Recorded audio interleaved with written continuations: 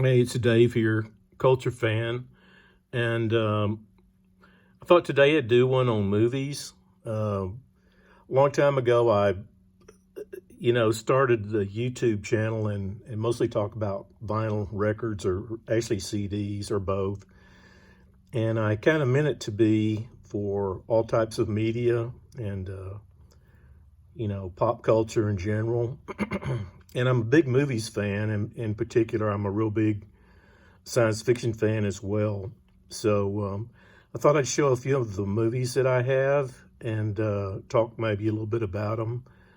Uh, I've been a science fiction fan for a long time, and there was a tag going around about science fiction books, and I was going to do that one as well. It was by Brian K. Vaughan was the one that started it. But I filmed it and then I never could get it to load. But I may shoot that again and show that later. But anyway, as far as, I do like science fiction books and genre type fiction as well. But I've always been a real big science fiction fan, more so than, say, horror, although I do like horror as well. And I like Westerns and several other things. But the first one here is 2001 by Stanley Kubrick and A Space Odyssey. I remember seeing this one back when it came out at the movie theater. And of course, there was a big buzz going on about it, about the way it was shot and, just how kind of cerebral of a film it was. And, yeah, it was a really neat experience to see at the movie theater back then. This is a 2-disc special edition of it. Most of my DVDs are just the regular DVDs. I've got a few on Blu-ray, but anyway, this is a special edition that has a bunch of extras on it, like the making of a myth and several other ones. But yeah, interesting DVD of the film, and I still love the movie, today. This was a sequel to 2001. This one wasn't shot or directed by Stanley Kubrick, and the first time I saw it, I kind of didn't care for it that much, but I've come to respect it many years later, and I found a cheap copy of it, so I picked it up. And I think in the books, oh golly, I can't think of the writer's name off the top of my head. Should know that. Arthur C. Clarke, that's who it was. Arthur C. Clarke wrote, I think, 4 books in that series. And of course, 2001, I think, started out as a short story. And then he wrote a longer novelization of that later, if I'm not mistaken. But anyway, this is the follow-up, the sequel to that.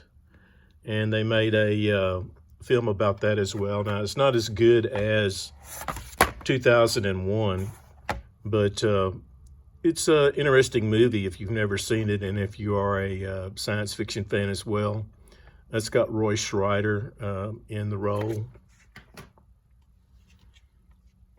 And this one I have as well that I bought. It's got 2001 on it, but it's also got 3 other movies I like a lot. Soylent Green, The Time Machine with, what's that actor's name?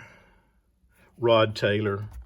I love all 4 of these movies. The Time Machine and Forbidden Planet with Walter Pidgeon and, Leslie Nielsen and Anne Francis. But yeah, I saw, I guess the earliest one, well, the 2 earliest ones on here are The Time Machine and Forbidden Planet, but both really great movies, and all 4 of them are really wonderful movies, actually. 20,000 Leagues Under the Sea is a Walt Disney movie with Kirk Douglas and a British actor. I can't think of his name offhand. Let's see if it says on the back of here. Yeah, I don't know if I can see it real quickly, but interesting Disney movie with really nice special effects. You know, taken from the Jules Verne's novel.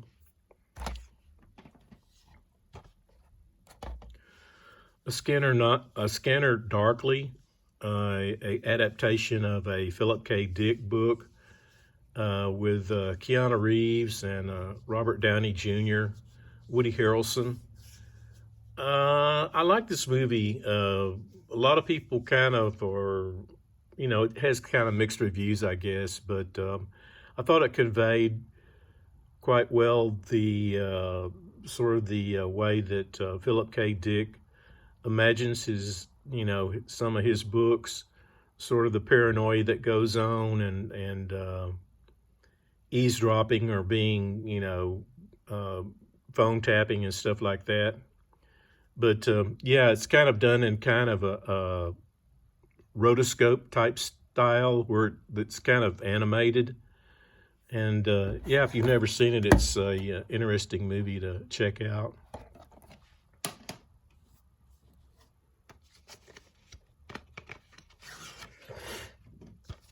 Akira, taken from the Japanese anime.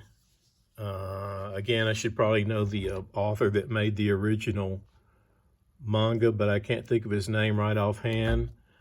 But it's sort of a dystopian type of science fiction anime, and real interesting. I mean, the visuals in it are rather mind-blowing, and still I watch this occasionally time to time today.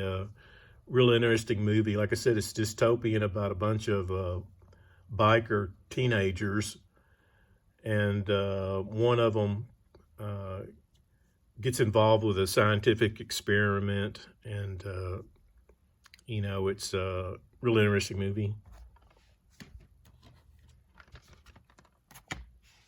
Alien Covenant, real big Alien fan actually. You know, the first two films are really the best in the series. This one here is still good as far as I'm concerned. I mean, the only Alien part of the Alien series that I don't really care for is the fourth one, but the rest of them are fairly interesting to me. This one isn't as great, but it's still worth owning just for the visuals if you're a science fiction fan. Yeah. Same thing could be said for Prometheus. You know, Ridley Scott and the whole mythos or canon of with Prometheus kind of veered off the Alien franchise a little bit, but I think he's trying to tell us where maybe the aliens came from, or how that whole mythos and canon got started, and more importantly, where the oh golly, I think they call them the engineers or something. They're the in the first franchise where they go down and discover the large creature, you know, sitting in the chair. You know, something about them. And overall, I like this film just because it's you know, different. And so yeah, I think I'm going to stop it there. Keep the video short. And I'll come back some other time and post some more movies. Hope everybody's doing well out there. It's a fairly sunny day here and quite balmy for this time of year. So we'll talk to you later.